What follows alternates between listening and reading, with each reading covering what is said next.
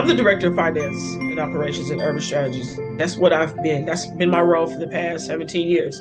However, beginning in 2020, I've had to shift because the organization called for it, the community called for it, and so I'm considered the one of the aunties of the work of erasing the stigma, and so I've pivoted, and now I am leading the work for the opioid. I'm leading the opioid use disorder work.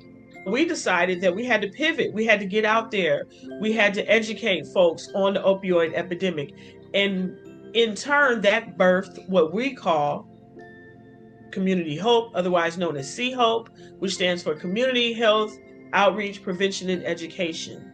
And so we've hit the ground running. We've hit these streets. We are in the schools, the high schools, the colleges, other organizations. We are even at family reunions, educating folks on erasing the stigma of opioid use disorder and teaching folks how to use Narcan in order to reverse an opioid overdose, as well as teaching people how to use fentanyl test strips because we are using a harm reduction approach. So yes, we had to pivot, and we needed to pivot because our community is crying out for it. And so that's what we decided to do.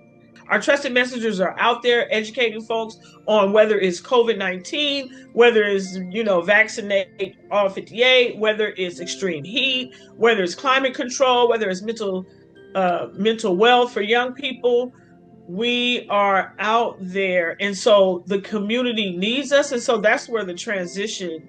That's one of the reasons the transition has been made, because the community is calling for us, and every time we go out, even when we think nobody wants to hear from us, we're excited when people are like, "I'm so glad y'all here. I'm so glad you guys are out here talking about this.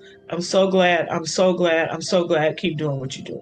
We're in the right space, because we're the only ones having the real talk conversations. We are the ones to bring the message because they're trusting us with the message, because I also bring folks with me with lived experience. We are struggling, like I am struggling. So what can we do?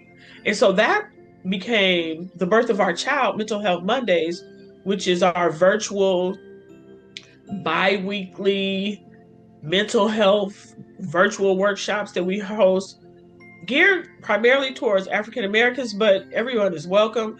But we had to bridge the gap because we are struggling, and because we are trying to erase the stigma attached to therapy, mental wellness, and we're trying to, like I said, we're trying to build healthy communities. We're trying to heal our community, and we can't do that if we're not having a conversation.